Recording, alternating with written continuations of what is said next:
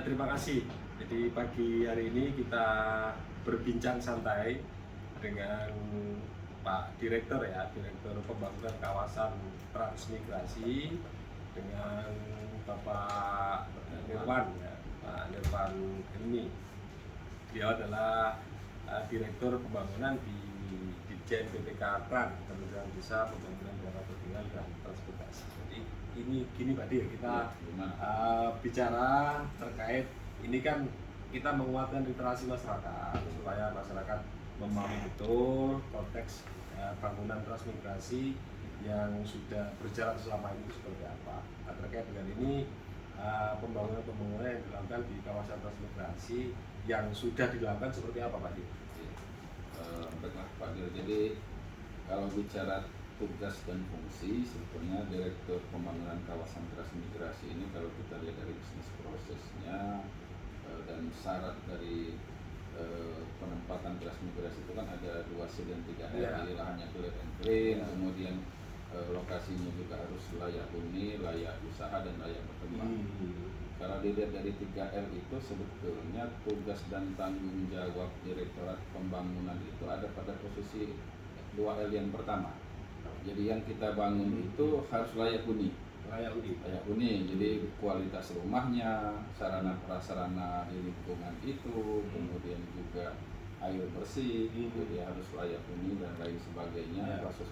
Kemudian juga dia harus layak usaha. Oh, gitu. Jadi layak usaha, kita harus bukakan lahannya, kita berikan akses untuk dia bisa berusaha. Nah, kalau L yang ketiga itu sudah nantilah tanggung jawabnya Pak Rosid dan ke Pak Jara Jember layak berkembang. Jadi kita bermain di 2L ini. Nah, ini secara kalau dilihat seolah-olah sederhana, tetapi justru tugas yang sangat berat. Jadi kita harus menjamin kualitas rumah, kemudian air bersih dan sebagainya, jangan sampai transmigran yang kita tempatkan itu tidak mendapat penghidupan yang layak. Oh, begitu. Jadi bangunnya ini setelah melalui proses perencanaan Pak? Proses perencanaan. Proses perencanaan. Terus selama ini Pak, proses pembangunan yang terjadi di kawasan transmigrasi yang sudah ada ini perkembangannya seperti apa Pak? Yang sudah berjalan.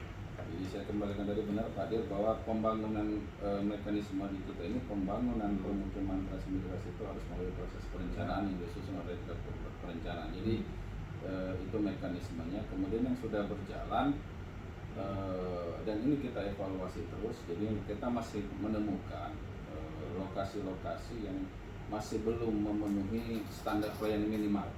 Jadi kita ada SPM yang harus kita penuhi. Jadi terkait dengan fasilitas umum, air bersih, kemudian sarana prasarana lain. Ini memang menjadi tanggung jawab ke depan.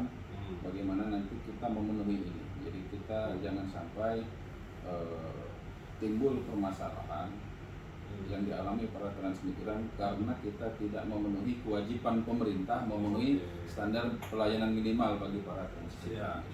Terus gini Pak Dir, untuk rumah-rumah yang nanti disiapkan untuk ini ya para sahabat desa semua, jadi terkait dengan rumah yang disediakan dari pembangunan itu rumah tipe berapa Pak? Rumahnya rumah tipe 36. Tipe 36 ya. Tipe 36 ini sudah luar biasa ini. Luar biasa. Jadi ada berapa kamar Pak Dir?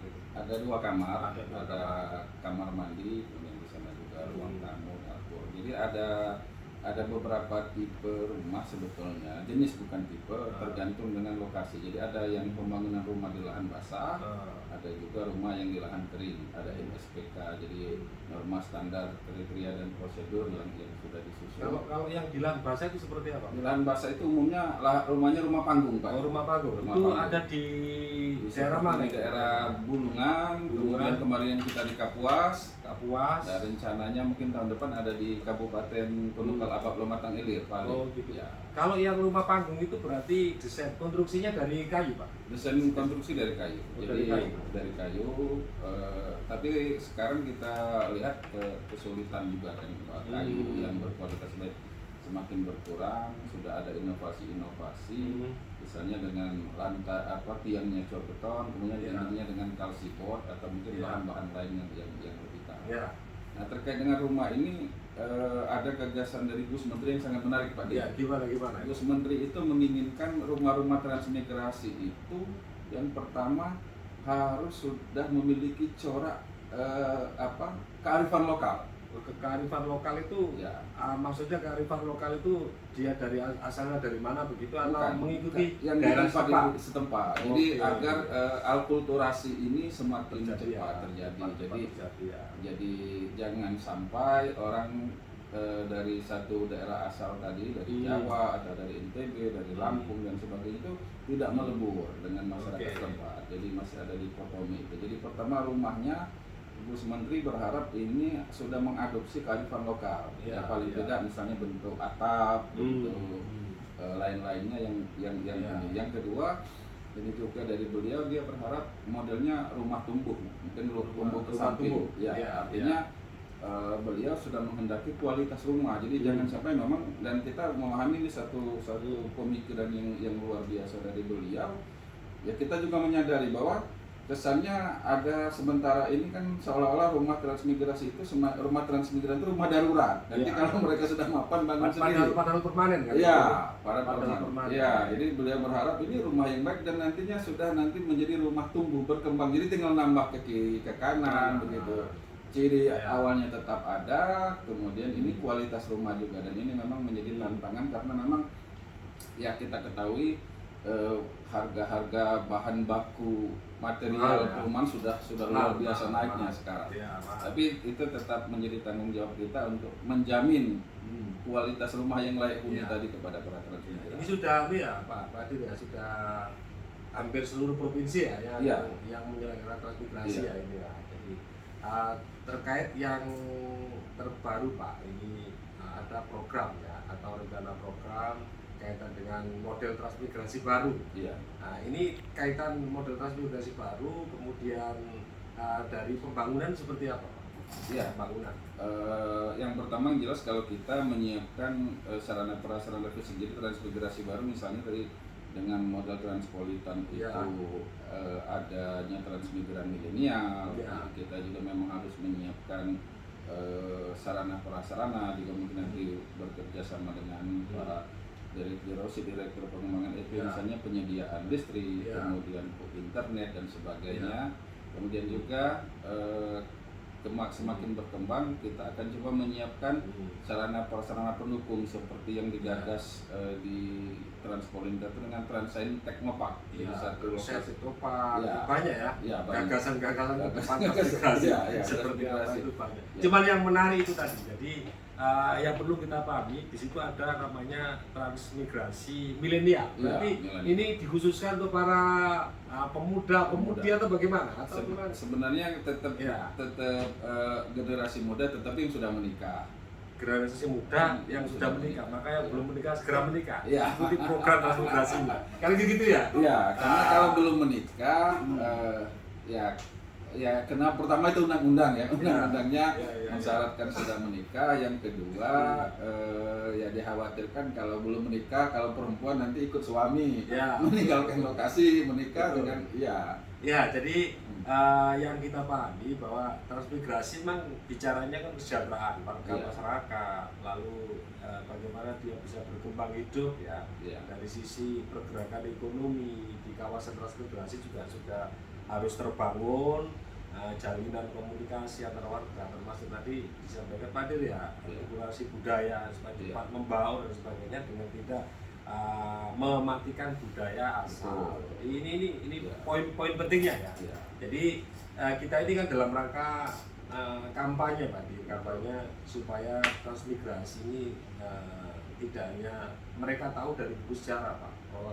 konsep transmigrasi itu adalah perpindahan penduduk dari yang jarang ke yang dari yang padat ke yang jarang penduduk. Yeah. Itu kan dipahami kan, tetapi Yeah. sesungguhnya bangunan bangsa ini memang tidak terlepas dari transmigrasi. Oke Pak Dir, yang di pembangunan kan tidak hanya rumah Pak ya, Betul. termasuk kan infrastrukturnya, Infrastruktur, ya, ya. jalannya, lalu kemudian kaitan dengan untuk mempersiapkan usahanya itu masuk. Iya. Yang menurut Pak Dir yang selama ini yang dibangun seperti apa Pak dalam konteks menunjang perekonomian itu? Perekonomian ya, yang selama ini sebetulnya sudah kita siapkan ya pembukaan lahan pekarangan, tadi ya untuk bisa menunjang kehidupannya, kemudian juga lahan usaha, kemudian akses mereka jalan, jalan-jalan membawa. Tetapi memang sudah kita ke depan, saya kira memang sudah menjadi kajian kita juga bersama Pak Dir tentang bagaimana semakin baik kualitas ekonomi kesejahteraan mereka, misalnya dengan mengoptimalkan lahan pekarangan ini dengan ternak. Misalnya ada gagasan tentang integrated farming dan sebagainya, dan kalau itu memang mulai akan kita terapkan, artinya juga menjadi tanggung jawab dari Direktorat Pembangunan menyiapkan kondisi-kondisi lahan pekarangan itu untuk paling tidak sudah siap untuk usaha itu. Nanti mungkin pengembangannya ada di Direktorat Pembangunan. Termasuk misalnya ya setelah adanya penempatan penempatan itu kan setelah proses pembangunan rumahnya macam-macam, termasuk apakah misalnya di sini di satu daerah itu nanti yang dikembangkan misalnya perikanan air tawar, berarti Pak Dir itu juga bangunkan kolam-kolamnya. Ini luar biasa. Jadi luar biasa sahabat-sahabat semua, bahwa di transmigrasi itu semua fasilitas sudah disiapkan. Tinggal siapkan mentalnya mentalnya disiapkan, gitu kan Dir? Betul. Mentalnya siapkan, sehingga bangun wilayah itu punya semangat tinggi, sehingga Indonesia semakin berkembang. Itu menjadi catatan menyiapkan mental, karena walaupun sudah disiapkan fasilitas, jelas kita juga melihat tantangan di lokasi transmigrasi tetap berat. Kadang-kadang itu nggak dikerjakan ya Pak Dir? Betul. Nggak ditindaklanjuti. Karena tantangan alam berat dan sebagainya, sehingga mereka juga karena mentalnya tidak siap, karena mengira bahwa semua difasilitasi dan mereka bisa santai, tidak berhasil. Tapi kalau mereka bekerja dengan keras, dengan fasilitas yang ada, insya Allah berhasil. Makanya kemarin waktu pemberangkatan di Semarang, Pak Menteri sudah mencanangkan transmigrasi itu pahlawan. Bagi kesejahteraan pahlawan transmigrasi yang berangkat. Semua ini pahlawan. Jadi ingat sahabat-sahabat semua, pahlawan itu termasuk warga trans ini yang berangkat membangun ini adalah pahlawan bangsa juga. Kenapa pahlawan? Keberhasilan mereka itu bukan hanya dinikmati oleh mereka sendiri, jadi oleh masyarakat sekitarnya juga. Bisa kita lihat untuk lokasi-lokasi yang berhasil di Sumatera, di Kalimantan, itu kan kesejahteraannya itu kan menyebar sampai ke masyarakat lokal. Termasuk di Pak Dir ini ada pembangunan irigasi. Betul. Pembangunan embung-embung juga termasuk Ini poin penting. Jadi segala macam fasilitas itu diperbaiki secara bersama-sama, tentunya tidak meninggalkan konsep kolaborasi. Jadi kolaborasi dengan berbagai pihak, dengan pemerintah daerah juga penting Pak Dir ya. Kolaborasi sangat penting. Terus ke depan Pak Dir. Ke depan ini yang konsep pembangunan ke depan harus seperti apa? Yang jelas artinya yang pertama standar pelayanan minimal itu sudah harus kita penuhi di lokasi-lokasi transmigrasi. Tidak ada lagi lokasi-lokasi itu sampai nanti penyerahan SPM-nya belum terpenuhi, sehingga kita menyerahkan permasalahan ke daerah. Ini harus menjadi tanggung jawab. Makanya kita konsen nanti melihat mengevaluasi mana lokasi-lokasi yang belum SPM-nya belum kita penuhi. Ini menjadi satu sangat penting, karena SPM itu sama seperti mandatori, wajib kita penuhi.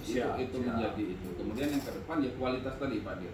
Kualitas rumah, kualitas jalan, kualitas air bersih juga harus mulai kita. Jadi jangan, makanya saya sering bicara kepada staf maupun kepada kawan-kawan staf ke daerah, jangan lagi orientasi program. Jadi yang penting dapat program dengan kualitas yang tidak bisa dipertanggungjawabkan sudah. Kita transmigrasi itu kan beda dengan pembangunan yang di kementerian lain.